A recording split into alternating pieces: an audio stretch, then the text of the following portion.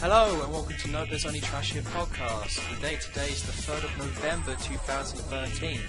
So if you remember all those times like during the summer where I was like, oh, there's no news, there's nothing going on, it's really boring. Well, now we're right in the thick of it. Like, games are coming out, stuff is happening, there's excitement in the air, Halloween happened, which was pretty cool. So now we have a ton of stuff to talk about. And it's about bloody time, I say. Too much stuff happens at once, I say.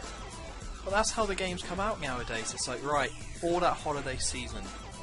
And I guess it makes sense because during the, like, what was the biggest seller in August? I think Saints Row 4.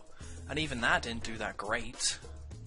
So I can see where they're coming from, but it does mean that there's too many games to play. But even in real life, everything happens too quickly, right? You've got Halloween, and you've got Bonfire Night, and you've got Remembrance Day. It's like, I can't keep up with all these holidays. Yeah, I mean, I don't think you really have to celebrate Remembrance Day, just do the poppy stuff, but Bonfire Night... That's a lot of effort, you know. Yeah, I don't know. They're so fiddly with the little pins and... I don't know. See, I should wear a poppy, but I don't, and I feel like a bad person, but then it's like... I should at least buy one. I'm going to buy a poppy You're tomorrow. a bad person. Hey, I give some money to those people on the street sometimes. There's a lot of people on the streets asking for money, though, at least where I live. That's very true, and I gotta spend all my money on video games, so that's what I'm doing with my days. Yeah, now that they've all come out.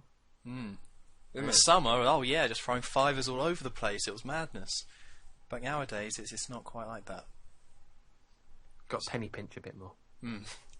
So let's get into the podcast, and let's start by talking about a bit of news, because we're going to go like news game, because there's a lot of games coming out, or have come out. So the first one I'm going to start with is Xbox One privacy statement. Now, we haven't actually discussed this yet, but there's this whole big thing going on where people are super paranoid about the Kinect because of privacy issues, like when you have a camera in your house that can record you all the time and has to be plugged in the whole time. Although I think they might have rectified that, I'm not too sure, but I do remember hearing that you had to have it plugged in the whole time. People are going to get paranoid. Now, with the Kinect 1, it wasn't so much of an issue because the technology wasn't quite there. But with the Kinect 2, when they show stuff like, we can see your heartbeat with this technology in your own house, I can kind of understand why people are getting paranoid. So Microsoft has now got a new privacy statement about this, and of course it's kind of interesting to read, like all the main points about it.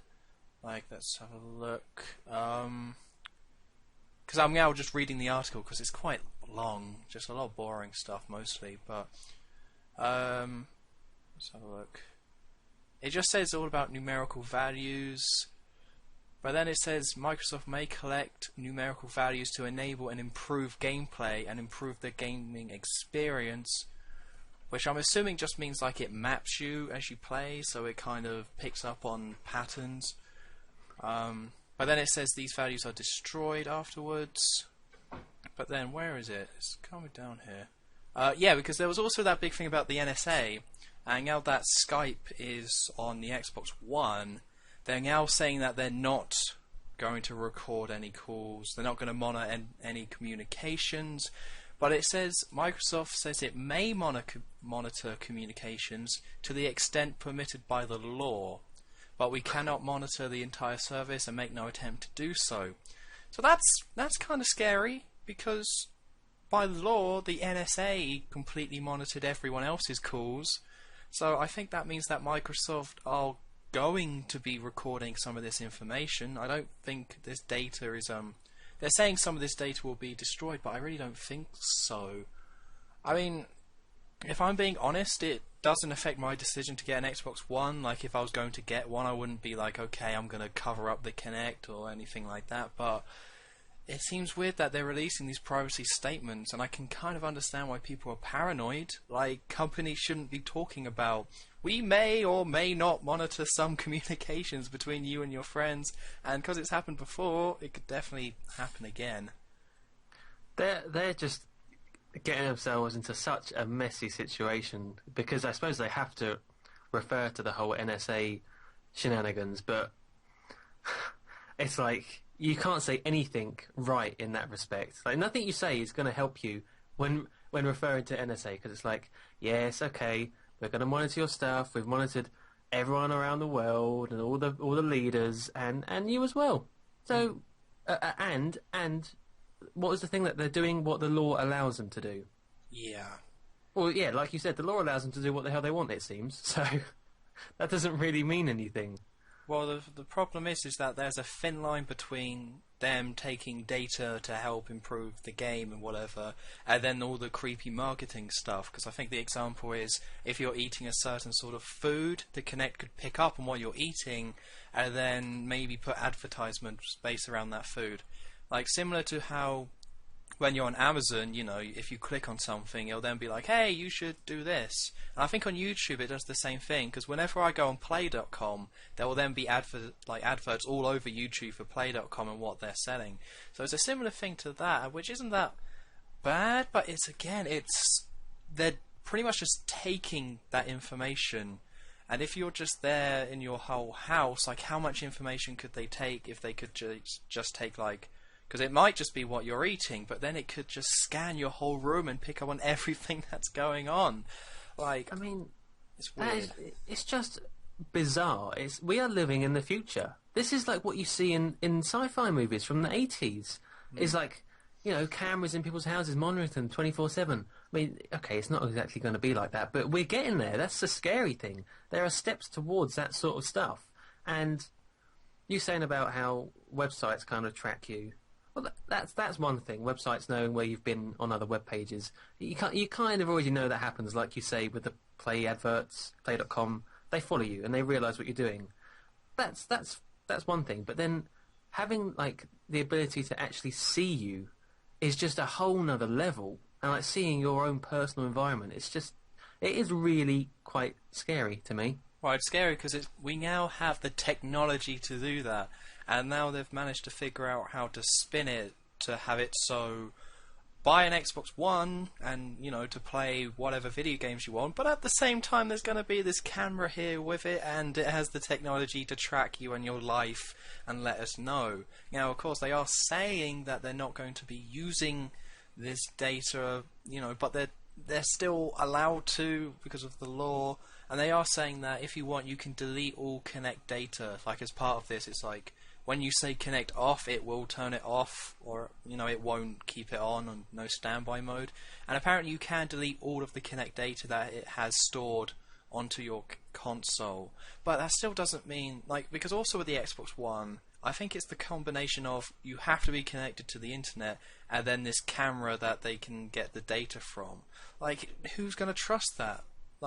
And it's bizarre because the best thing to do would be, say, you know, as Microsoft, be like, yeah, we're not going to use any of that data. But of course, they secretly want to use that data. They don't want to cut off that option of monitoring people and being able to sell stuff to people in that way. Like, I don't think they would do anything that would be like, you know, like one of those creepy, you know, 80s books from the 70s that you mentioned. But at the same time, you still don't want to give them that information by owning a product. Like, that's not what you buy the console for. It doesn't make any sense. No, and it's not even as though... It's not as if we're saying, oh, well, they're definitely going to do this, or they're definitely going to be evil. Obviously not. But it's just the fact that the potential is there. We're at that level already where the potential is there. It's just we've come so quick to that level. Just you saying that now, it's kind of made me realise, because I hadn't really kept up too much with the Kinect. You know, I mean, I know it could do all the heartbeat stuff and that it was really clever with its algorithms, but yeah, just I didn't really even think about it in relation to the whole monitoring thing too much. Well, it's just a fine line, between, because everyone has cameras, right? But with my phone, yeah, it's connected to a network, but I know that the pictures I'm taking is not just going to be sent out to the, you know, I have an HTC, so I know when I take a picture, there's no chance that's going to get sent to HTC and they're going to monitor that. And then with the Wii U gamepad, there's a camera on that. There's cameras everywhere, but with this one, it can track so much, and you know that Microsoft can get that data. It's very possible to pick up on it, and that's the line. That's when you're not in control of it anymore. I mean, it's good that people are kind of resisting this though. Like, I haven't heard anything positive about it. Like, nobody's being like, oh yeah, that'd be great that they could show me a new flavor of Doritos if I'm eating Doritos. I don't think anyone is taking that side. But, you know, so it's good that people will be like, no, we don't want this, but still, it's another thing against the Xbox One. Like, I guess I don't really have to seriously consider this or what I would do with a Kinect, because I'm not going to buy an Xbox One. But if I did, I might have to be the crazy guy who puts like a blanket over it or just unplugs it all the time. I would do that, yeah. I mean, I would just unplug it and bin it. That's what I would want to do as I walk out of Argos. Yeah. Yeah, I just don't want it in my house, but they've forced it. It's just a weird mishmash of technology, and you can't trust companies nowadays, and now it just puts them in a really awkward spot. Yeah. And also the games are crap for the thing. That doesn't help. Yeah, maybe if the games are good, we might sort of forget, but yeah, that's not happening anytime soon. Because it's like there's no benefit to Kinect apart from you can go like Xbox on as opposed to pressing a button, and then you have games that don't work properly. Like even with the new technology, the games are still just flailing or anything like that, and it's just not good.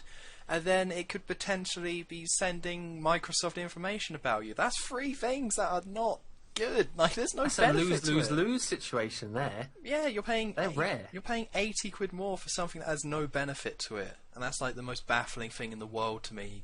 And why it's baffling that Xbox One will probably do okay. It should do terribly, but it won't. Well, let's move on from that. You've made me all paranoid now. I know, but governments and spying. But that's the brilliant thing though about like spying on people though. It's only when people actually think about it and think about what's going on with the technology that you get a bit paranoid. Because otherwise, if I didn't read this piracy statement, or because I saw stuff online about it, I wouldn't think twice if I had an Xbox One. Just put the camera up there, do a little dance to whatever game, and then move on. But when you actually look at it, it's like, wow, this has the potential to be the most evil thing ever. You know what they're going to do? They're going to record you dancing and put it on YouTube. Oh man, that'd be awful. They're going to get like loads of hits and it'll go viral. Yeah. Then they just go onto my Facebook page and take all my information and put it up there. It's like, go egg the dancing guy's house. Yes. Yeah. Pretty much. What a cruel world we live in. It's pretty cruel. Because we already have all our information up online on Facebook. Yeah. Like our whole lives are on the web. That's why Twitter's better, because you don't have... It's just, I'm a person, I'm tweeting these things, saying these things. But with Facebook, your whole life's up there. No, really, we got to stop now. Otherwise, I'm just going to go be a Amish person and live without computers. Wear the tinfoil hat. Yeah, very much. Okay, well, let's move on to the Batman, because of course, on the what date was it? I can't remember. The 25th. On the 25th of October, Batman Arkham Origins came out, and I bought it day one. One thing that was really annoying with buying it is that I pre-ordered it on the Wii U, and it turns out in Europe the PC and Wii U version was delayed, which was wonderful news, by 2 weeks. So that it's still not out of day of recording in Europe on Wii U and PC. So the day before I luckily found out about this and changed my pre-order to PS3, but it's just, it was kind of a bit frustrating, but I brought it, picked it up, played it, and I think it's terrible. Oh. I think it's really bad. What an anticlimax. I know. Like, I had to change it. Oh, God. But, so on Metacritic, it got 76% on PS3 and 74 on 360. And if you compare that to Arkham City, I believe that got 96%. So from what I've seen in the reviews, they're saying it's good, but nothing really special. But for me, it was so by the numbers that it was boring. Like, everything in this game had already been done in Asylum and Arkham City, and even the new stuff wasn't really that good. Like, some of the new gadgets you get, like there's one where you can now create like tightropes, pretty much, and you can do it remotely, so if there's 2 points you can make your own tightrope, but I found that incredibly glitchy and finicky. And then it was just, everything. I've seen it before. I've seen it all before, and I had such a hard time beating it because the game was only like 7 hours long. But it was so hard for me to play it because after an hour, it just put me to sleep. Because the main problem is that it's exactly like Arkham City. Like, you have a big open world, and then you have to go to a certain point on the map, and you'll go in a building, and then you have to fight the Penguin, and then you do that, and then you fly to someone else on the map, then you have to fight Deathstroke or whatever, and that's the whole game, and it gets so monotonous, because because the biggest problem, right, is that it's an open world game, but they split it into 2 areas connected by a bridge, and one of those areas is half of the map from Arkham City. Oh, wow. Like, just taken straight out of that game. Like, completely. It's bizarre. It might actually be the whole of Arkham City, I'm not 100% sure, but either way, it was like, you spend half the game in this old area, and it's like, I've seen all of this before. And That's awful. It's really bad. Especially because you have to then get across the bridge to go to the new area, and the new area looks exactly like the old area because it's Gotham, and Gotham is not an interesting place to explore. Because I have to clarify, I didn't like I liked Arkham City, but I think Asylum was better, and I didn't like City because I thought the open world was a bit off. I didn't really like it. You know, it's Batman doesn't work for an open world game because Spider-Man worked because it was fun to web swing around. That was cool. Batman, the way he travels isn't fun. It's not cool. And it didn't really add anything to it. And Gotham is such a generic evil place that it's like, well, I don't really care about it. But at least with City, they made a lot of gameplay improvements and the set pieces were cool. But in Origins, they didn't make any gameplay improvements and the set pieces were generic and I'd seen it before. Like, there's one time where Bruce, of course, is walking down a corridor, and then he sees his dead parents. Oh, no, ah. Which they've done in, like, everything Batman related. And then there's one time where you're in an arena, and you have to fight a ton of bad guys who attack you as all the other bad guys cheer. Which they already did in Arkham City. It's just... I mean, if people don't... I get why people don't hate it, because it's just more of City, but I thought Asylum was better than City. So for me, playing more of City was just so dull that I didn't even beat the game. I'll be honest. I got to the final level. Like, the game starts out in Blackgate Prison, and then it ends in Blackgate Prison, and I just quit and solved the game halfway through that level. It's like, no, I don't have to do it. I don't have to do this. I don't like it. I don't like this game. It's gone. And I was like 20 minutes away from beating it, but I was like, no, I'm not doing it. You're not going to give it the satisfaction of ending? No. Because also the problem was that some of the puzzles just aren't fun. And are just weird. Like, so it was a case of it was 3 strikes and I'm done with the game. So in Blackgate Prison, I had to fall down this hole, or you blow up the floor to fall into the place, to fall through this hole. And then there's another hole that you fall through, and then you just rappel your way out of it. So I did that, and then there was this gap where on the other side there was like an indicator for the remote claw, which is the tightrope gadget I was talking about before. Mm-hmm. But you could shoot one of them, but the other one was hidden under a platform, or just hidden by this grate underneath you. So I just spent forever trying to grapple this thing, and then it turns out what you're supposed to do is just jump across the gap. Like, there's no reason for the remote claw stuff to be there, but the gap looks pretty big, so I was like, okay, I'll try and figure this out. So I kept falling off, and that was bloody annoying, but it's like, why did they put the remote claw stuff there anyway? Because even on the other side, there's another grate, so you can't do the remote claw on either side. So that was strike 1, because that was stupid. Like, the game trains you to use the remote claw and the grapple to get across gaps, and then it's like, just jump across this one. What are you doing? And then, while I was trying to figure that one out, I fell into that pit, and I actually made a video of all the glitches I encountered while playing the PS3 version of the game, and I featured this at the end of that video, where I fell in that pit again trying to figure stuff out, and then the grapple disabled itself, or something. Like, a little indicator comes up around the rim saying press R1, or it just shows the R1 button so you can grapple out. That didn't show up anymore. that was just gone. I couldn't grapple out. I kept trying, I show it in the video. I used the environmental scan to have a look around, see if there was anything I could do, and there was nothing I could do. So after like 2-3 minutes of just being baffled, I then had to restart the checkpoint. So then that strike 2, not quite there yet. And then strike 3 was that there was then this other room straight after this where there was a big electrified floor or something like that, or maybe it was just water, I can't remember. And there was another remote claw puzzle, and I couldn't kind of figure it out, and it looked like you had to go at a really weird, awkward angle, and then I died a couple of times trying to have a look and see what was going on. So I was like, no, that's it, strike 3, it's gone. So I went and sold it. I just imagine you like taking out a disk drive and then just like frisbeeing it out the window. Nope. No, I sold it. Don't you worry.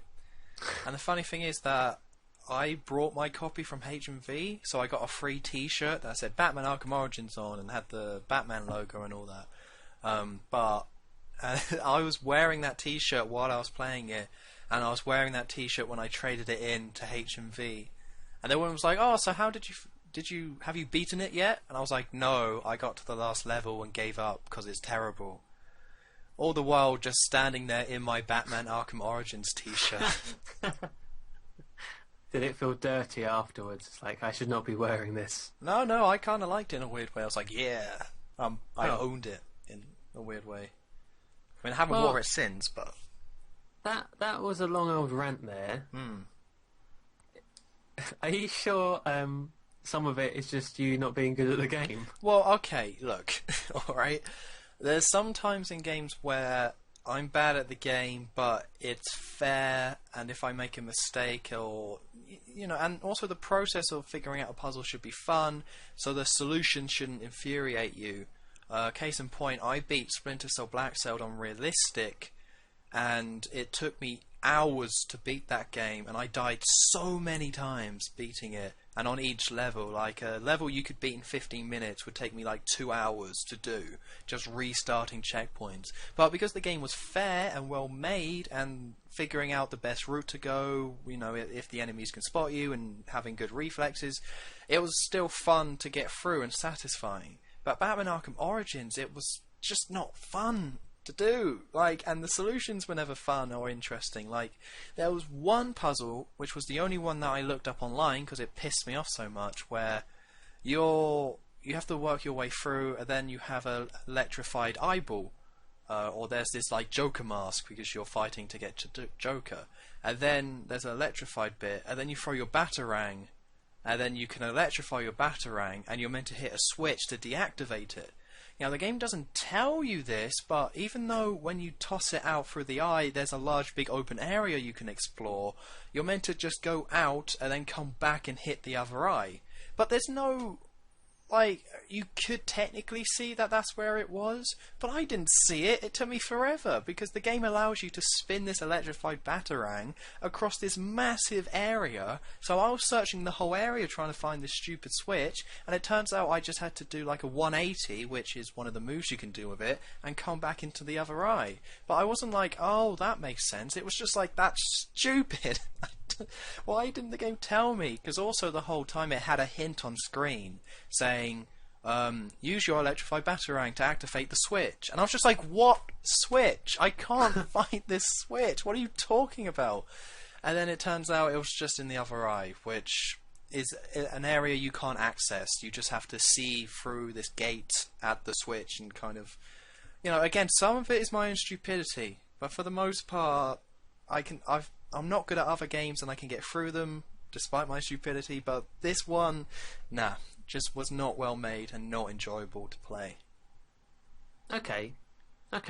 Well, obviously I haven't played the game because I just don't play games, it seems. And but I did read about it, and I was reading some of the reviews, and the general consensus was it just didn't have the same sort of almost nerdy knowledge about Batman, like the Rockstar games. Wait, Rockstar? Rocksteady. Right? Rocksteady, sorry. They you could tell they actually knew their source material, but this was kind of just a bit of a hash job. Well, there was a couple of cool things in there, which I won't spoil. Like, the boss fights were pretty good. There wasn't really that many of them. Seeming how the whole game is, it's 8 assassins trying to kill Batman. There's like 4, maybe 5 boss fights in the whole game, which is a bit odd. And there was a couple of cool things, but the story was probably the best part, and even then it wasn't that great, because it's a Batman Origins game. Although it's weird, because it doesn't really show the origins of Batman, and it doesn't show the origins of Arkham. Or maybe it does, I didn't beat the bloody game, so I couldn't really say, but it does go over the origins of Joker, which is kind of interesting. So there is some kind of cool stuff in there, but the gameplay is just, it's more of the same. And now I understand what people are talking about when they talk about Call of Duty's being more of the same, being by the numbers. I don't agree, but I had that same feeling with Arkham Origins, where I was like, I've done this. I've just done this before. You've got to have some good set pieces, some interesting stuff if you want to keep me going. But also, yeah, you are right, because there are no Easter eggs in the game, or I didn't see any cool references. Because in the first 2 games, you could scan the area and you could solve clues, and or it'll be like on the wall there'll be like a reference to one of the comic book villains or something like that, and they were all over Asylum and all over City. This one, no, none of that. They completely took all of that out, apart from one reference to Calendar Man, which was already in City, and it's done in the exact same way. That's lame. It's really lame. It's just a lame game, really. Lame game. It's just they had 2 years to make it, you know. Like, Rocksteady is working on, I would guess they're working on the next gen Batman game, and they wanted to get this one out, and they did put a lot of money and effort into it, but it's not quite there.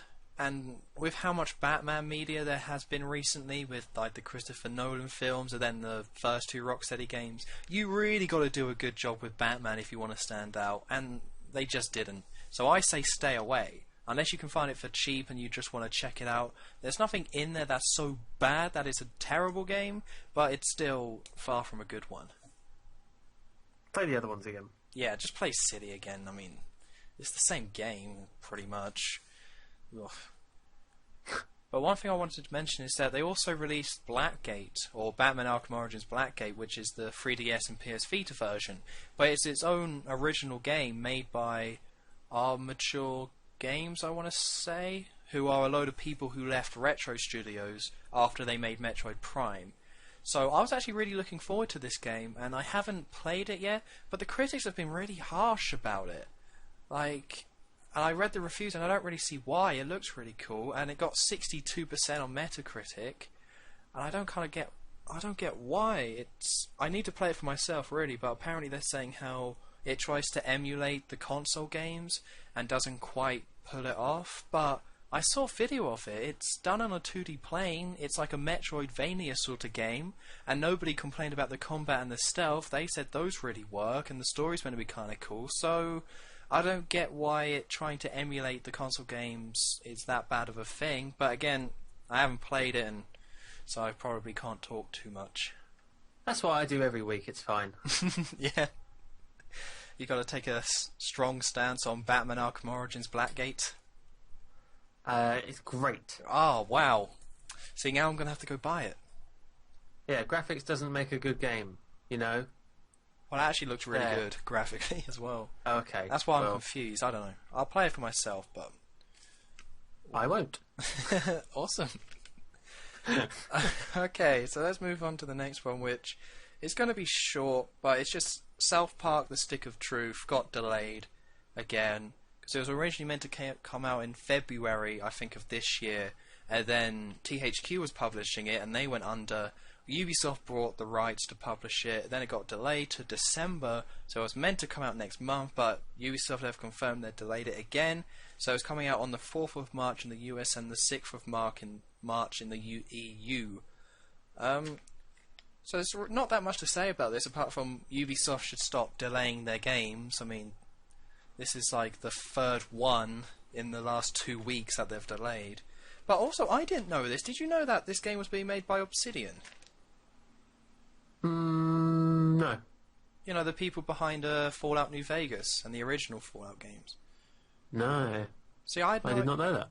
No, neither did I. I thought it was being made by just some random people or whatever. But no, apparently it's the people behind New Vegas. So it's meant to be an RPG, so that's pretty cool. But I guess this because also Obsidian had what was that game called that they kickstarted? Like one of the biggest kickstarters, or I think it was called Project something. I can't quite remember. Well, they made like 5 million or something like that, like millions of dollars for a Kickstarter to be like, we want to make this game. But I guess the reason... What are you asking me for? I don't know. Just, I was hoping. You gotta hope sometimes. But it seems like they're a bit of a weird way as well, because once again, South Park: The Stick of Truth has been delayed. And then I haven't really heard anything about this game that they got like millions of dollars to make. And then apparently they were working on the next Fallout or something like that, and that hasn't been confirmed. So I think maybe it wasn't Ubisoft on this one, and it was just Obsidian being in a really weird state right now. This South Park game just seems to have been around for so long, doesn't it? Yeah. It's like I heard about it for so long now. It's just come out now, hurry up. It'll probably be good, but I don't care about South Park anymore. Like I was thinking about it, I don't think TV as a format makes any sense for it to go past like around 10 seasons, say. Like, even though South Park is still good, I just have no interest to watch it anymore.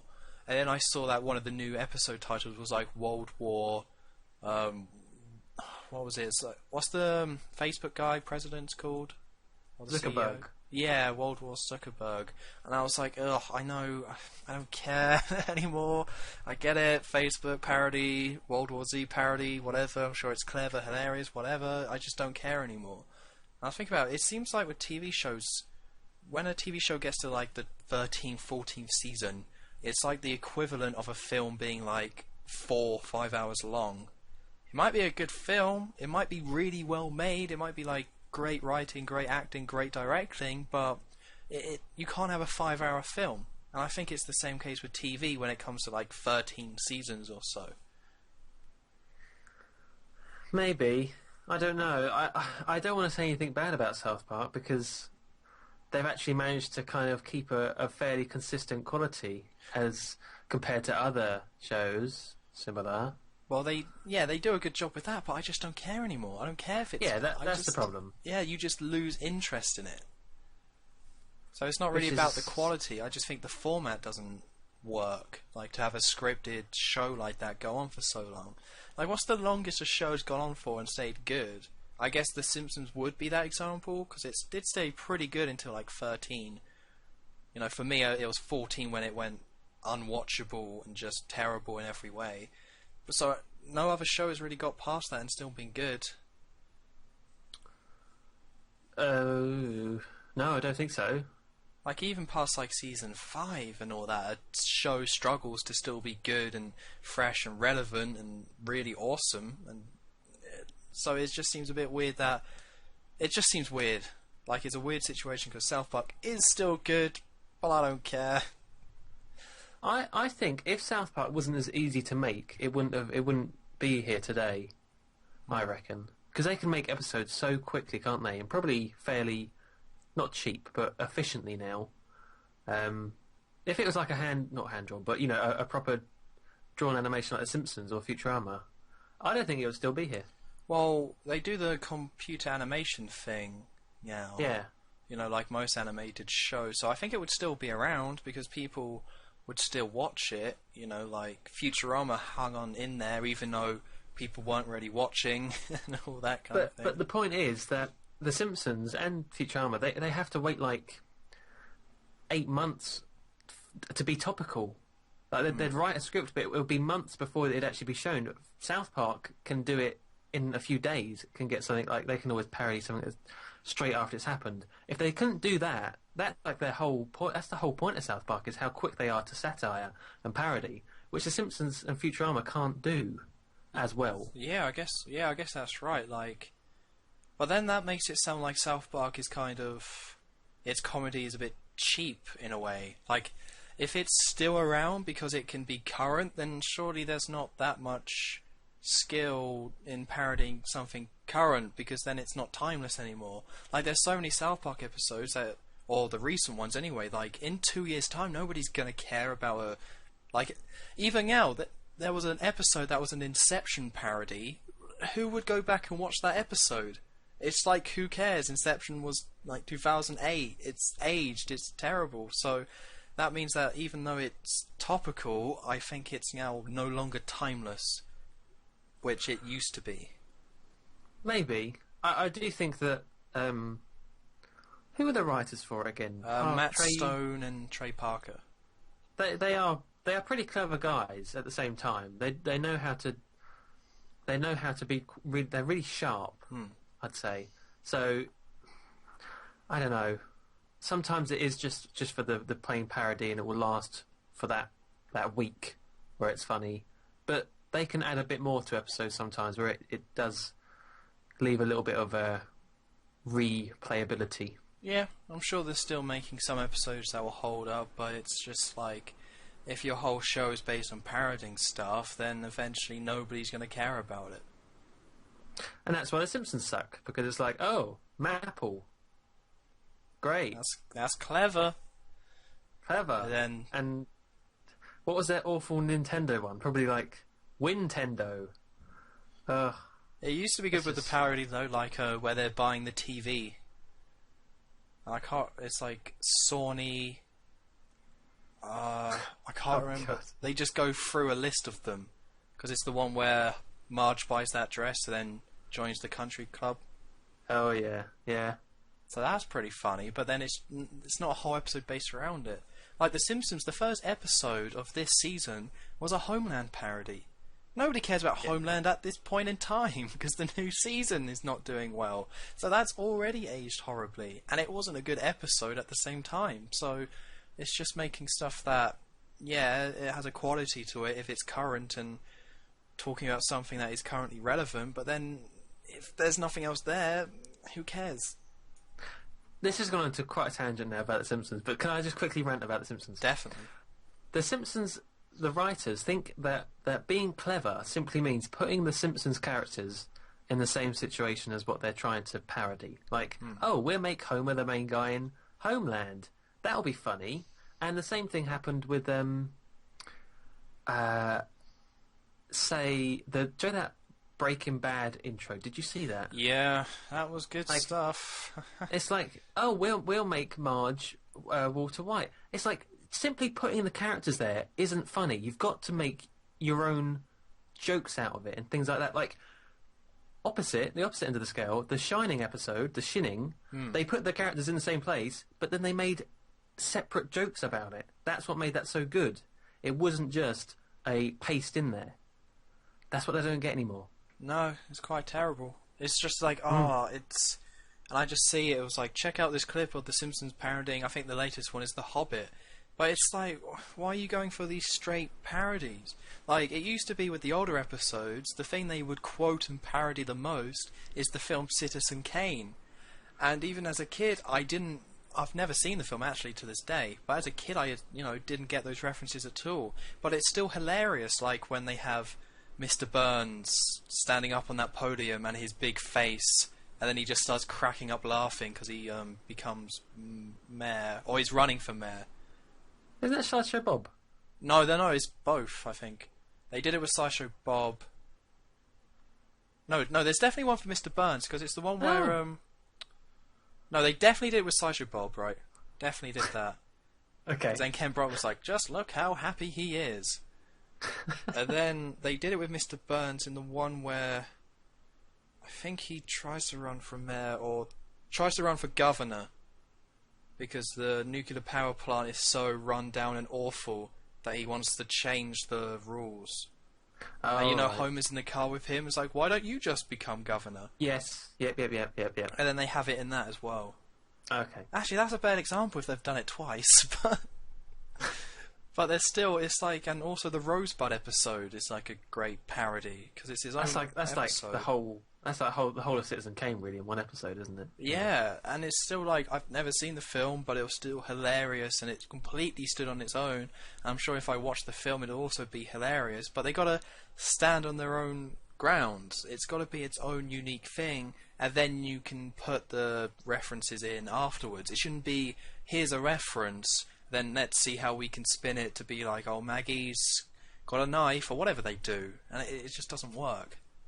No. And also with the animation, it just looks horrible as well, because of it's all computer animated, so it looks too slick. So there's like no personality to it, even when they're all dressed up as like Middle-earth characters. We give you breaking news on this podcast. The Simpsons is now bad. That's right. Boom, boom, boom. It just happened. Oh god, it is bad though. Have you been watching the new episodes? No. It's not good. Okay. It's like one joke per episode, and then the episode overall isn't good, but...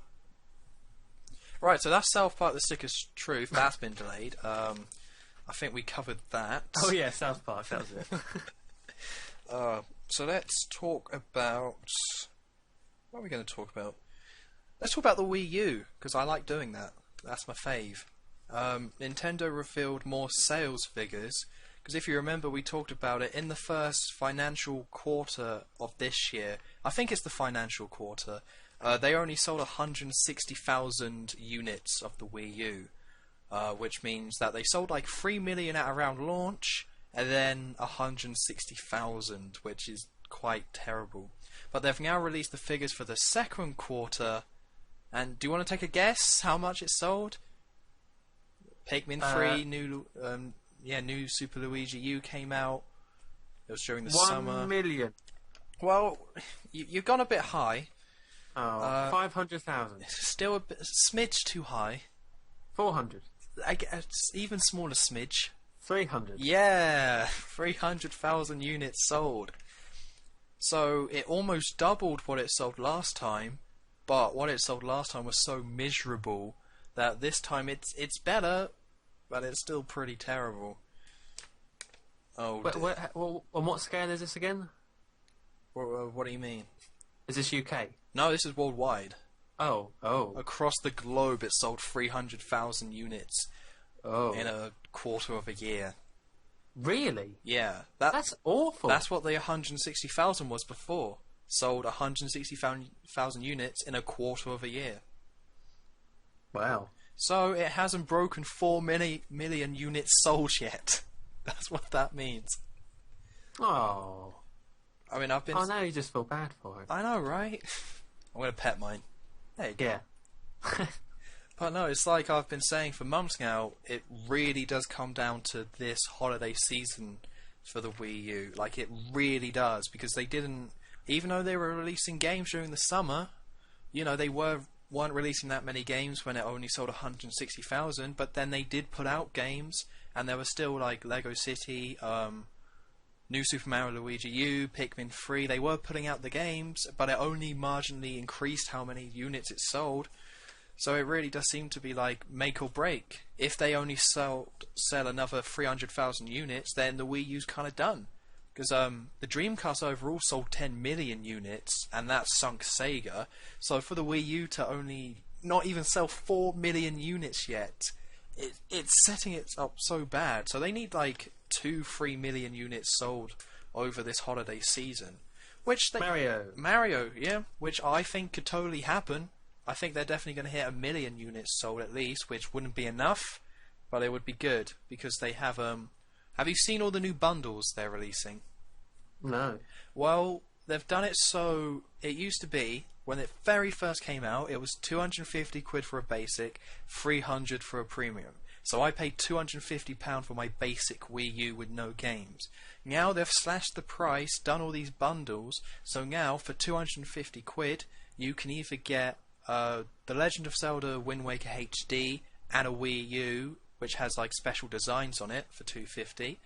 You could get a Wii U Premium with New Super Mario Bros. U and New Super Luigi U for 250. You could get a premium Wii U with Lego City Undercover and Lego Batman 2 for 250 quid. And then I think there's another one that includes Wii Party U, which includes a Wiimote and, of course, a Wii U. So, really, for 250 quid, they've got the range of bundles. That's a really good deal.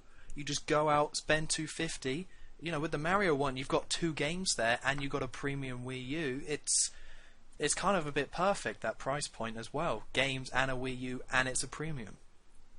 What? So are these out now, or are these like ready for holiday? The Wind Waker one's already out. I think the Lego City one's already out, and the Mario one comes out November 8th, Right. I believe. And then I think the Wii Party U one is out as well. They really are trying to flog these things, aren't they? They just, that's all they need at this point. They just need people to own these consoles.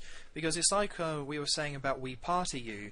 There is a lot of people who go out and buy that game, but they're not going to buy a console for the game. So if they can get consoles just out there in the same way that the Wii just was out there and everyone had one, then they can start selling these casual games. Because appealing to the hardcore just didn't work.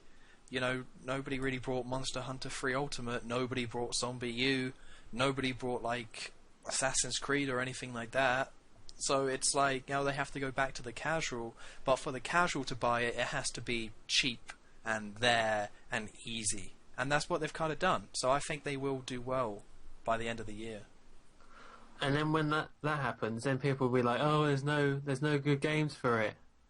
They've missed their chance. Yeah. Well, then next year it'll be Donkey Kong Country 2, or Donkey Kong Country, Tropical Freeze, Mario Kart 8, and Super Smash Bros. 4.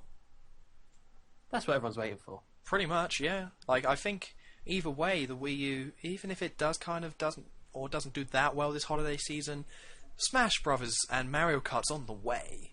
And those are big system sellers, arguably more than Mario by itself. They've got like loads of chances. They're setting themselves up with lots of kind of barriers. Like, okay, if Christmas fails, then we have this one. And if this one fails, well, we'll have something else ready.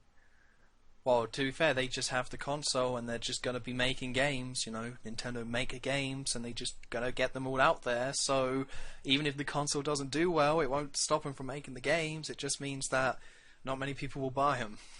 Okay, well then, what do you mean when you say that, like, worst case scenario, like that's it for the Wii U? What would happen then? That would mean that the next console would be radically different from anything they've ever done. So it'd either be really expensive or really cheap. Because that's what happened. The GameCube didn't do well, so they went radically different. And then the Wii did really well, but they wanted to continue it. They wanted to have their cake and eat it, and now they've just left themselves in this awkward situation where the Wii U doesn't appeal strongly to anyone. Because they didn't go all casual, they didn't go all hardcore, so nobody really is excited about it, apart from it's a HD Nintendo console. But there's not that many pure Nintendo fans left. They're definitely a dying breed with, first-person shooters being the most dominant genre. So, yeah, they try to have their cake and eat it. So now it just means that for the next gen, if the Wii U doesn't do well, they're going to go all in with one of the crowds. And I would bet it would be the casual crowd, but still, I'd kind of like the course that it's gone on. Because I really like the gamepad, I think it's cool. I think the games that have come out on it are really good, like Pikmin 3 and Zombie U. I really enjoy those games, but they're going to have to make some big changes if the Wii U doesn't pick up. Well, in the history of Nintendo, all of its successful consoles have kind of hinged on the technological advance. Like, it was 32-bit and then 16-bit for the NES and then 32 and then 64. Do we just need maybe they missed a chance of, well, they didn't miss a chance because they were too slow, but like the HD, obviously by the time the HD had come out for Xbox and PlayStation, they'd had the Wii, which wasn't really HD. But maybe I don't know, say if something that's possible, just hypothetically, we'll say 4K, right? Okay. If they hinged their next console on being the first to do something, maybe that would work. Yeah, I think that could definitely work. Like, the 360 did so well because it was the first. It came out a year before. But I don't think it's just technology stuff. The GameCube was more powerful than the PS2. the N64 was more powerful than the PS1, but the PS1 outsold the N64 massively, and the PS2 outsold the GameCube massively. I mean, I guess the technology people would have gone for an original Xbox, but even then the original Xbox didn't do that well, so I think that's something they could definitely go for. But it's just, this console generation and the last one is so weird because of the Wii and because of how long it was, that it was really an awkward situation they were in to begin with. And yeah, they definitely had to go either casual or hardcore, but really they were just in such an awkward spot because they needed a new console while the 360 and PS3 was still going because developers were still pushing them. The internet made it so they were up to date. The Wii was just dead after Skyward Sword, and that came out 2011. So they did need this new console, but at the same time, I guess they didn't want to go all in with having it like the Xbox One and PS4, which I can't really blame them because they're 350, 430 quid, and the graphical difference is not that much. Like, it is not a big upgrade at all. Like, we'll get into Battlefield 4 later, maybe, I don't know, but there's a video online of Battlefield 4 that I saw on IGN where they do the split screen of current gen versus next gen. Not that much of a difference. Really, just the draw distance is a little bit better, there's a bit more detail, the lighting is a bit better, but it's not that much of a jump.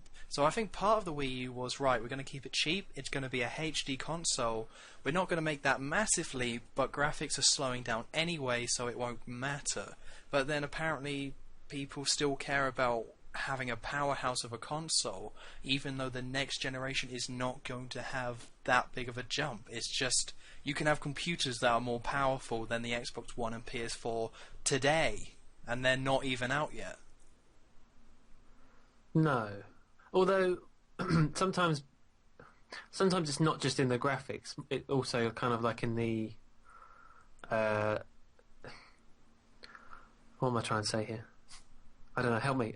Not just necessarily in the way it looks, but also the like behind the scenes things of AI and how much it can handle at one time and things like that. Well, yeah, that might be better. It is better, but it's not a jump. You know, it's everything will be better, and maybe by the end of this generation we will see a massive difference. But I played for Assassin's Creed, and that game looked great. And then I kind of look at the Xbox One and PS4 versions, and I'm like, okay, I definitely see a difference, but I didn't feel like I didn't feel like waiting for it, because I think that's what I think something that's going to surprise people is that the Xbox One and PS4 will not be big sellers. That's my prediction right now. I'll put money on that. EA are saying that they're going to sell 5-minute units each by the end of the year. I don't know if you heard that, but that's what they're predicting. I don't think it'll come close to that. I think it'll be like 3 million units each, and then, you know, they do have the big games coming out, so they're definitely going to be more successful than the Wii U, but the fact that they're in direct competition with each other, and the fact that a lot of these games are coming out on current gen, and the current gen isn't over, and the fact that people have also had these consoles for like 7-8 years, and they're still running fine, and games are still coming out on them, and there's no big exclusives on the next generation either. It's just a bit mediocre, all the exclusives. I don't think, you know, people slag off the Wii U, but I don't think the PS4 or Xbox One will have this runaway success. How much money? Am I betting you? Oh no, definitely not me. I don't know what we're talking about. Well, it won't hit. You know, like I said, EA expects 5 million units each from each of these. Now, in pre-orders, they've definitely got a lot of pre-orders, and you know they are going to sell, but not that many people are upgrading. I don't think much. You know, there's going to be the tech guys who make that jump, but you know, for the people who just want to play the next FIFA, Call of Duty, Battlefield, Assassin's Creed, Watch Dogs, there's no real reason to upgrade because they're not vastly improved versions. They're just slightly better versions, and you have to spend like a lot, like hundreds of pounds to get the consoles. And on PC, you can just run it anyway in those same specs. So I don't think anyone's going to really care that much, or it's not going to be, you know, a massive hit. Well, we'll see how your prediction pans out. I hope it's right, because I have predicted some things on this podcast. I want to say they've been wrong. I want to say that, but I don't know. And again, one last thing on the Wii U. I've said it before, I'll say it again, there's always a place for the cheapest console in the market, and when the PS4 by itself is $350 and the Wii U with Mario is $250, I think a lot of people are just going to be like, right, I can get a game and the console for $250, done. And I think a lot of people are going to take that option. Yeah. Well, that makes sense. Because at least with the Wii U, there are brand new exclusives coming out on the thing, like Mario, Donkey Kong, Zelda, all those great Nintendo franchises, and you have to have a Wii U to play them, so that's definitely really appealing. But with the big games next gen, you don't have to have them to play them, and there's been nothing big announced, so who cares? Who cares? Who cares? Who cares, really? What? Stop listening to this podcast. Who cares? No. No, wait. I didn't say that. But who cares? Who cares? Alright, so I'm going to briefly mention the DualShock 4 is out. In America, you can't get it over here, but the DualShock 4 was released early, on purpose, so there's a ton of people out there who brought the DualShock 4, and it's kind of interesting that they did this in the first place. It's really smart at the same time, because it means that people who wouldn't buy an extra controller have already brought one. And also, the PS3 controller was a bit terrible, so it's good to be having people actually holding the controller in their hands to see that it is actually a lot better. And then, you have the whole social thing where people tweet like, hey, DualShock 4 isn't terrible, go buy PS4s, LOL. And then also, I don't want to go into it that much, but people have been messing around with it, and apparently you can play it with a USB cable on the PS3. If you mod it, you can play it on the PC, and if you mod it even more, you can play it on the 360. So, I guess that's cool. Hackers are having a good time at the moment with the DualShock 4. Yeah. Yeah, again, nothing really much to say about it, apart from good for you guys messing around with controllers. I won't be doing any of that stuff, but cool. No, I suppose you can only say stuff about it if you actually had a go and can say, oh, that was good, but it's just looks nice, but well, this isn't about the DualShock 4. This is about the Xbox One. But I signed up to go to one of the Xbox One Microsoft touring events. Ooh. It was a free ticket, and then so me and a mate signed up. So next week, me and my mate are going to go to London, go to one of these events, and going to play the Xbox One, which is quite exciting. That's research for the podcast. That's absolutely correct. Yeah. That's why I'll be telling the Microsoft employees, listen, I can give this a good review on the podcast, but I am going to have one of these delivered to my house, okay? You can just leave the camera here, it's fine. I just want to play some Dead Rising 3, okay? I can sort that out for you. It might work. You don't know. It should. I'll just claim I'm from, Rooster Teeth or something. I wouldn't... I won't say the name of the podcast. Or IGN. Just say you're from IGN. It's listen, I'm from IGN. I need this Xbox One. And the IGN guys are right behind you. Wait a minute. Damn. But no, so next week I will report on the Xbox One because I will have a go with it and see if the controller is all that. I don't think it will be, but it is. 360 had a good controller, and the controller is all I really care about on this event. I couldn't give a damn about the games, but it's going to be nice to see. What about the games? What games will you be playing? I don't know. I'm sure the big ones will be there. Dead Rising 3, Forza, Killer Instinct, maybe some of the multi-platform ones like Assassin's Creed, Battlefield 4, that sort of stuff. Oh, well, yes. Remember to write down some notes. Good game. I'm going to ask him about Below. It's can I just play Below? That's the only game I care about. Yeah, ask for a review copy. Ooh. And also the console as well. Yeah, that would kind of help. Yes. Just have the game. The case is nice. Yeah, well, it's got a manual. I mean, it's made out of paper. I like it. Good. Alright, so let's go on to recent releases, which I guess I could have done Batman in, because this next game just came out and I have played it, and that's Assassin's Creed 4 Black Flag. Now, Joe, I'm probably going to know the answer to this question, but have you played any of the Assassin's Creed games? A little bit of Assassin's Creed 2. Nice. Yeah. Yes. Is it because it's the free one? Yes. Yes. Now, I bought this game when it came out. I actually wasn't going to get it, but then the day it came out, I saw it in HMV. I was like, I'm going to get it. It was really that impulsive, but because I'm kind of excited about this game, but it wasn't on my radar because there's a lot of other games I was more interested in, you know, like Sonic Lost World and Batman, and look how well that turned out. So I thought I'd go for Assassin's Creed 4, and my history with the series is that I liked the first one. It was a bit rough around the edges, but I liked it. Didn't like the second one because I felt they were trying to go for a GTA-like thing and just couldn't pull it off. They just couldn't. They tried to have variety in the missions, but most of the missions were either just had weird, horrible difficulty stuff, and the stealth wasn't quite there, and it was just dull. I just didn't really like it. And then I liked the third one, but I never got to the end of it because there was just too much open world stuff to do. So with this fourth one, it's a pirates game, and I actually really like it. I think it's a really good game. I think it's the best in the series. I'm going to say that. I'm going to officially say that. Because one thing that's really cool about it is that it's now an open world sea game. Like, you have a boat and you can like sail on the sea and go anywhere at any point, and you have all these different islands where the towns are. And that's really cool. Like, I really liked it in Wind Waker, and they did a really good job here. Because also, to improve your ship, you have to raid other ships. So as you're sailing along, you'll see another ship, you can just attack it, and then you can attach yourself to it and board it and kill everyone and then take over the ship. And it's really cool to do that. There is still some problems with it, though. Or I'll keep it positive for the meanwhile. I have a question quickly. Sorry. Go on. You say it's like open sea, go wherever you want. Mm-hmm. Have you done the thing which everyone always does, and like try and find the edge of the map? No.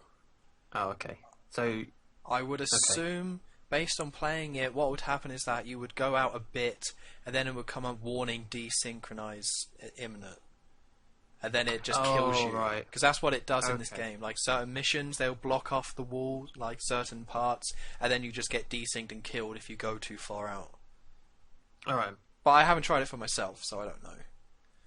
But no, so then the level, like the missions are a lot more well designed. Or I should say the stealth is, because they kept it simple. And then one thing that's really cool about this game that I swear they didn't do in the other ones is that if you get spotted by like two guys, then like two other guys will see it and come over there. But if you kill those guys, then you become anonymous again. But in the other ones, it was a case of you would have a large area, you would get spotted, and then suddenly everyone knows where you are. And that's something I really hated about the original game. So I'm glad they sorted that out. But a big problem with this game, though, is that most of the missions are just following missions. Like, they kind of ran out ideas with interesting Assassin's Creed style missions.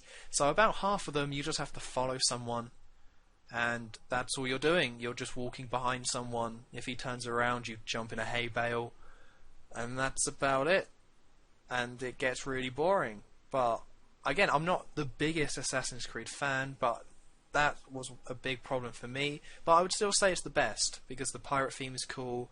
Didn't pay attention to the story that much. Kind of skipped half the cutscenes because I was just trying to beat it. But the open world sea and sailing on a boat is cool enough that I really like the game. It's a bit of a shame you saying about that mission stuff, though, because it's pirates. It's like pirates. Yeah, there's a lot of piratey stuff that happens, but at the same time, you just have to follow people. Like, it was a roller coaster playing the game. Like, at first I was like, this is kind of a bit boring. And then it got really frustrating because it was just really tedious doing it. And then it became funny. Like, I would just start a new mission. I was like, oh, I wonder what I'm going to be doing. Then it's like, tail this person. I was like, oh, well, there we go. Who knew? What a surprise. And then it became a bit more tedious towards the end. But it's not that there's no variety in the game. Like, there is a good variety in the missions, especially with the sailing and the assassinations and all the side missions you can do. And hunting as well, you can do that. But it does get a bit silly. And I'm sure some people might not even notice or care about it, but I can imagine if somebody's played every single Assassin's Creed game, because I haven't played Brotherhood or Revelations, I'm sure for people who've played those two games, they must be really bored by just having to follow people all the time. Because it's the same thing, you're just following someone through the streets, and then they get to somewhere and a cutscene happens, and maybe you have to kill him, maybe you have to run away, and that's it, and that's half the missions. But it's pirates. It is pirates. Scar. Like Blackbeard's in it, which is pretty cool. Oh, really? Do you kill him? No. But I won't spoil what happens to him. Oh. Something goes down, and Oh. Okay. But no, good game. Also, graphically, really nice looking game, like the water and things like that. I was amazed that my 360 could run the thing. I was like, how is this 360 the same game that I played, like, Perfect Dark Zero on? How is that, like, making this? Because I have an arcade. It's just this horrible little box. And it's, like, years old. I got it, I think I've had it for 5 years now at this point. And then it was like Perfect Dark Zero looked like crap. And now I'm playing Assassin's Creed 4 and it looks amazing. I don't know how they do it. It's really impressive. A good way to gauge is how loud was the damn thing? It did do this constant buzz, like right, the whole time, which it does with some games, but not others. But the thing I was impressed by this game is that there was no graphical installs or mandatory updates. I don't have my 360 connected to the internet, and I was able to just put in the disc, push it in, and just play the game. And there was loading screens, but none of them were that long. They were all reasonable sized loading screens. So I definitely got to give out for Ubisoft for that, because that was really awesome. Yay. Hooray! Hooray. But no, so if you want to go get Assassin's Creed 4, definitely recommend it. Really solid game. It also took me 16 hours to beat, so it's a pretty decent length. But I've already traded it in as well. Did that? How do you know how long you've played on it? Oh, yeah, there's a stat for it. Oh, it's okay. like I thought he was like right, starting to play now, write down when I start, and then I finished playing now, stop. No, there is a statistics things where you can see that stuff. I think it was like 16 hours, 13 minutes, something like that. Okay. It's quite funny for some of those things, like, because when I do the reviews, not every game tells you how long it takes. So what I do, if I need to know how long it is, I just group all the video parts in my folder, and then it comes up with how long it is, and then I just add on like half an hour or an hour, depending on how much stuff I did off screen, and just say that's how long it took me. There you go, some behind the scenes knowledge. Yeah. Of reviewing there. The most boring aspect, arguably. Probably, yeah. And then when I render the files, I drag it in, no. Oh, see, I'd be quite interested in that, but yeah. It's not interesting. Okay. Rest assured. Alright. So also one more thing with Batman Arkham Origins, the reason why I made that video, did you see that I made that video, the glitches one? Yeah.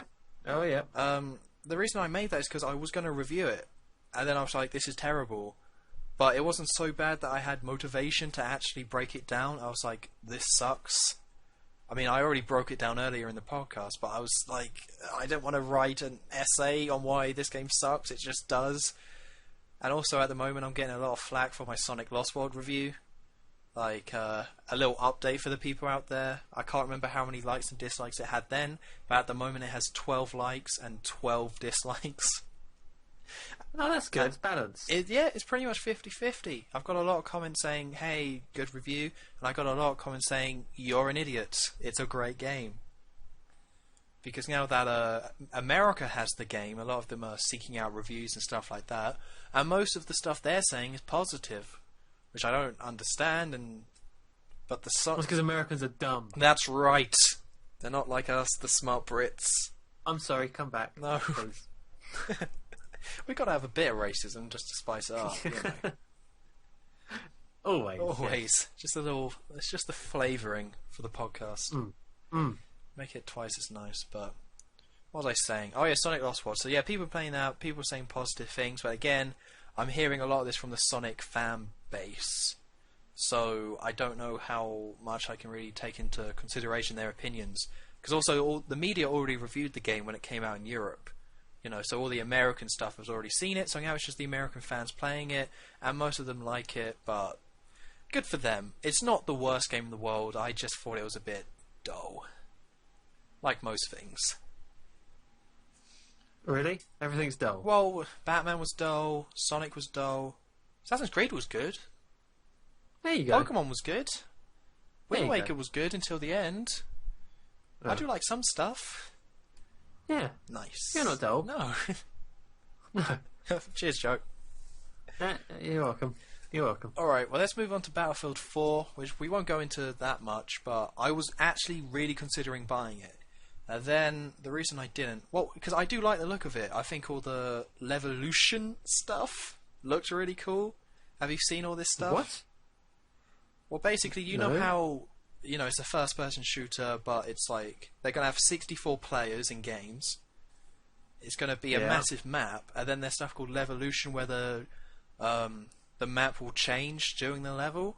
And the biggest one is that during E3 they showed off a level called Siege on Shanghai, where if you damage a skyscraper enough, it will topple over. Oh yes, I remember seeing that. Like, not be destroyed, it just starts going and actually falls down during the game. And when I saw that, I was like, yeah! Awesome! So good! And then there's other stuff, like there's one which is an island, so as the waves get more, like as the storm comes in, stuff changes because of that. So I thought that sounded really cool. But then I was like, I do not want to go through the hassle of buying it on my 360 or PS3. On my PS3 I have to use a worse controller, but on my 360 it won't run as well. And then I have to do all the installs, and then there'll be stuff to do with like Origin and EA's accounts and stuff like that. And it's such a headache to play Battlefield 4 that I was like, no, I'm just not going to pick it up. Well, you going to get it on next gen? Or just not? I might get it on PS4, because all that Levolution stuff will be even cooler in that game. Yeah. So we were talking about the consoles earlier, but yeah, part of it is not the graphical, not the textures and all that, it's the scope is a lot better. So with Battlefield 4 it'll definitely benefit, but it's just such a headache. Like, I was thinking about it, somebody who owns Battlefield 3, Battlefield 4 and GTA 5 on their 360 must have so much just install data on their hard drive. They must have. Can you hook up like custom hard drives, or is that just PS3s? You can, yeah. Oh, you can. Oh, so you can use flash drives, can't you? Yeah. Okay, then. But it's still ridiculous. Like 8 gigs for GTA. Like Battlefield 3 was a good number of gig, and Battlefield 4 would be another good number of gig. And it's like, it's got to stop at some point. It has to stop. They can't. I'm so glad we're at the end of this generation, because hopefully next gen won't have all these massive day one installs, because it gets ridiculous. Yeah. Well, maybe. Hopefully. Well, we'll see how it goes. Yeah, so that's all I got to say about Battlefield 4. So I might get it on PS4, because what else am I going to get for the bloody thing? I just want to see skyscrapers fall over more. That's so cool. Oh, what happens if you're in one? Can you be in it? Yeah, you can be in it. Oh, that would be awesome. But also, they showed it as like there was a load of there was like a sniper nest in it, and then these guys like caught up to them, or this other squad went up there to take them out. As they were taking them out, then the thing started going, so they all then like parachuted out as the skyscraper was falling down. That is good. That's so cool. That's cool, right there.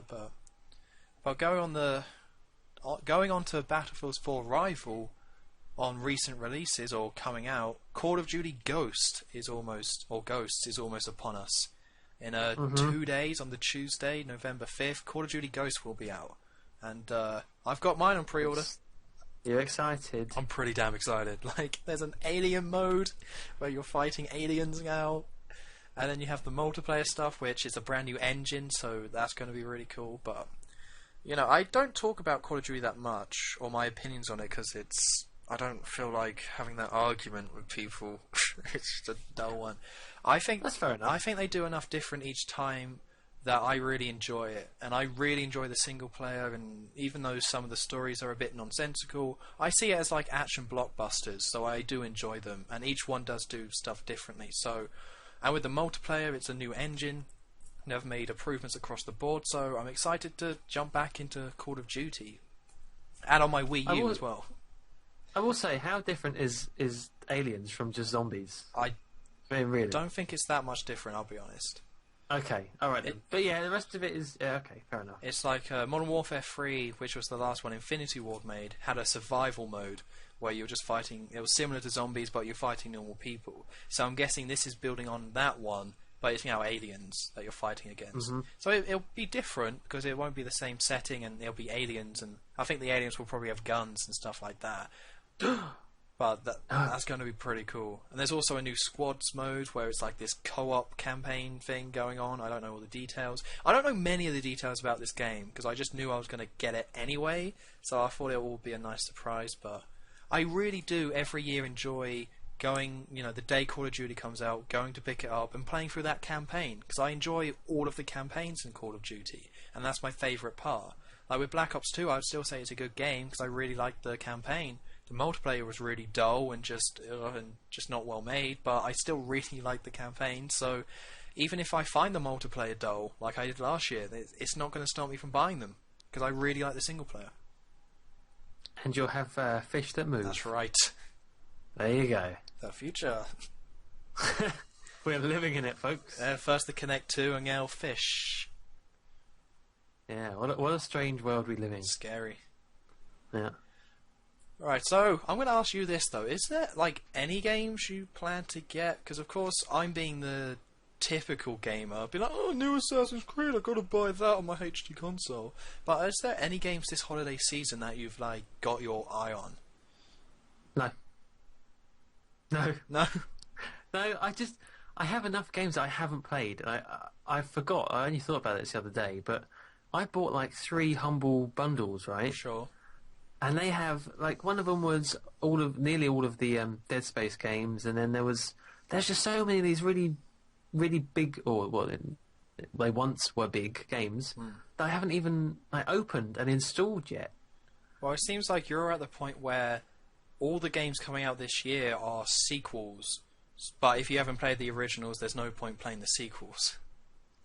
Yeah, pretty much. I play old games. Leave me alone. There you go.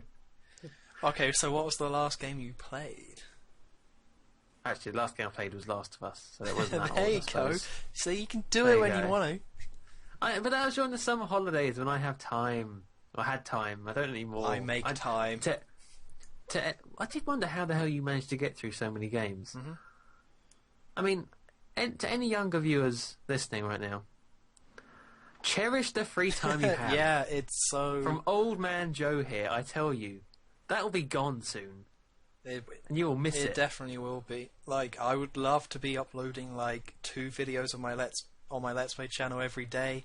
Make sure a podcast is up every week, and as well as playing all these games. And I did that during the summer, but I just have no time to do it now. And I apologise. Oh, to be back at A level where it's like, it's just school. You're 9 till 4, and then you're done, and it's like, yes, I'm free. Now it's like, screw that. Yeah, I really have to ignore a lot of stuff to play these games. A lot of stuff gets on the old back burner. Yeah.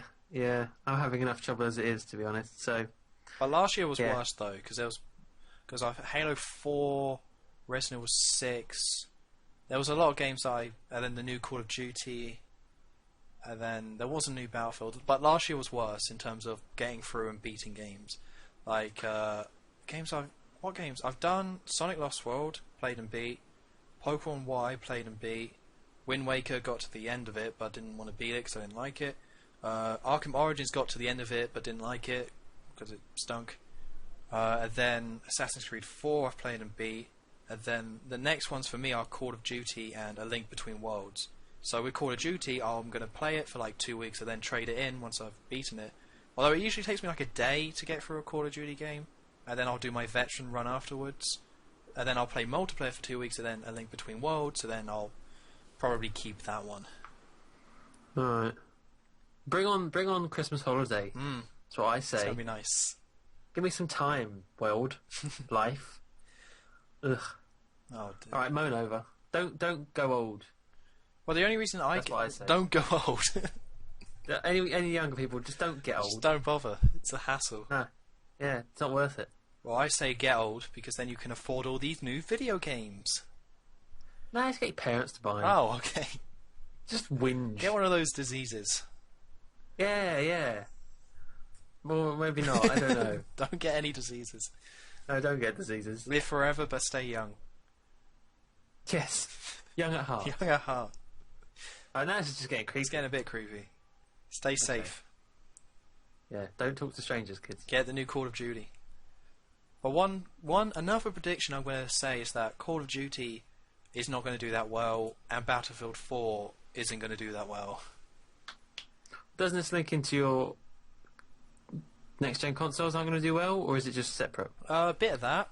It's a separate thing. It just seems like it's now the I know people would say, like, oh, it was the saturation point years ago, but I say now is the saturation point with this kind of stuff, especially with, you got the Wii U, you got the new consoles coming out, and then you have all the other games, like, when Battlefield 3 came out and Modern Warfare 3 came out, because they came out the same holiday season, there was a lot of games, but there was still room for those games. But now that there's new consoles coming out, I don't think there's room for both of these games to do really well. Especially because GTA 5 came out already. It's kind of insane to think. I don't think Call of Duty will do bad. I don't think Battlefield 4 will do bad. They're just not going to be the killers anymore because GTA 5 is out and it's done its damage. Interesting. Well, what would that do to the future of Call of Duty? Oh, nothing really. They'll still put them out. I suppose they're in their nice cycle now, so... Yeah, they'll still put them out. Battlefield will still come out because that's only once every 2 years. Although DICE is going to be really busy with Mirror's Edge 2 and Battlefront 1. Or Battlefront. Oh, what, Star Wars? Yeah. Oh my goodness, I completely forgot about that. See, that's why the Levolution stuff is so exciting, because it means... Imagine the equivalent of like a skyscraper going down, like... I don't know, what's a big build... Like in Coruscant. Coruscant, yeah. Just one of those buildings just going down, and the Emperor just... Ah! As it goes down, and... Yes. I'm sorry, it's just like... The poor Emperor. Of course he's there, hanging out. Yeah, it's just squished now. A little bit. Oh. Yeah, that does sound pretty good, though. Yeah, because the next-gen console can really power, like, those cities, you know? Like Star Wars, those big universes, and then they can actually make that whole city. Because in Battlefront 2, they couldn't really do that. They were still pretty limited, especially if you go back and play it now. You can see just how limited they were of having a big battlefield. But now this is 2 generations afterwards. So I think it's going to be mind-blowing when they finally start showing off the Battlefront stuff. It better be. It better damn be. I think it will be. Good. Another prediction. Yes, so many. I'm just being super psychic nowadays. So clairvoyant, aren't you? That's right. Alright, let's end this off by listing the last 2 games that are coming out. There's a new Professor Layton coming out on the 8th of November. I don't play those games. Oh, I quite like those games. I used to play them. Well, there's a new one coming out on 3DS, so you can go pick it up if you want. They're good bedtime games, I say. Oh, great. Yeah, you do a couple puzzles and then you go to bed. Wait, hold on. We haven't... Oh, how have you been doing with Pokemon and GTA? Don't ask me. Don't ask no? me. That links in with the whole getting old, no time stuff. Ah, okay. So you've already explained it. Yeah, pretty much. But with Pokemon, though, it's a handheld game. You can just have it, like, in your hand. You don't even really have to be concentrating on it. Well, I'm an awful gamer because I can't do that. I just can't. It's why, like, Pokemon only took me a few days because I could be doing other stuff, watching other things, and just have it in my hand and just pressing A, just whatever. I need like Homer's reaching broom when he's really obese, and I'll just be like there, like waving it to the side, hitting the 3DS as I'm doing something on the computer. Just get that little bird to hit A over and over again. Yes, I need one of those. Stupid bird. I love that bird came back though, because they had it in the Homer's Brothers episode where Homer thinks it's the best thing ever. Oh, yeah. And then they have it return for that episode as well. Where he then hates it because it ruins everything. It's the best character in The Simpsons. I'm going to say that right now. There you go. Yeah. Top of the list. It's drinking the water. Oh, okay, so last game. Mario and Sonic at the Sochi 2014 Winter Olympics. And my exact same feelings about this game are the same as Wii Party U. There's a lot of people who brought the originals on the Wii and like those games, but the install base isn't there, and the casual people won't pick it up, so probably won't do great. Yeah, well, there you go. That's pretty much it. Yeah. So anyway, that's the end of this podcast. Any last thoughts, Mr. McLuckable? I hope to God that I will have some time to do something. Not even game, just something. Maybe record. Well, I made you. You promised me you would play one of those games, GTA 5 and Pokemon, and you let me down. Well, I did actually play some Pokemon. I didn't like I did play a little bit. I got to the next sea, but that was it. It was like one route away. That was it. See, I think you're one of these new breeder gamers, though, where it's like you want a game that you can play for 20 minutes and put it down and have that be no problem. Yeah, maybe I'm like a pioneer. I wouldn't say sorts. pioneer, because... I'd say pioneer. Okay, we'll go pioneer, I suppose. Maybe. I'm a pioneer. That's why all these like Facebook games and iPhone games and these indie games as well are doing well, because a lot of people feel like that way anyway. And it's why it's not a big deal that Call of Duty and Battlefield has really short campaigns and games are getting shorter anymore, because how many people are actually going to sink like 50 hours into a game? Very small percentage of people, I would guess. Yeah, unlike me, the pioneer of this new breed of games. You make me sick. Why? Because I'm a pioneer? Oh, you're just too radical with your new ideas. I can't keep up. No. Well, we'll see what the future holds. I'm just being a caveman playing for Assassin's Creed 4. Yeah, well, I'm the pioneer. You're the caveman. Pioneer. It's one more time. Pioneer. That's who I am. Yes. Oh dear. Such a great word. Well, I will also admit the biggest problem with me is that, of course, I got stuff to do, but also hangovers. I can't game when I'm hungover, so that's... If I go out on a Friday or Saturday, that's the whole day I can't play games, and that's just awful. Is it? But it's probably worth it, though. Yeah, definitely. Yeah. Alright, well, on that note, you've declared yourself a pioneer, so let's end off the podcast. Pioneer. Of course, don't forget to follow me on Twitter, HonestStorm23, and my YouTube channel. And don't forget to follow MrMuckluckable on Twitter, and also check out his YouTube channel and streams. Oh, yeah. Get that nice plug. Pioneer. Thank you. So, do you want to announce what game you're going to be playing next week on your stream, or will there be no stream next week? There will be. I'm hoping to do some Xbox Live and actually play with some people on the stream, maybe, hopefully. So, we'll see I how heard it goes. about that, but I think Halo 3 is no longer free. What? Yeah, it was only free for the month of October. Oh, So, alright, we'll change the plans. We'll change that. So unless people already have it or downloaded it, then Alright, well that plan failed. Battlefield We'll 4 try stream something. confirmed. There you go. Yeah, Nice. we'll do something. Alright, well, yeah, see you guys next week. See you later.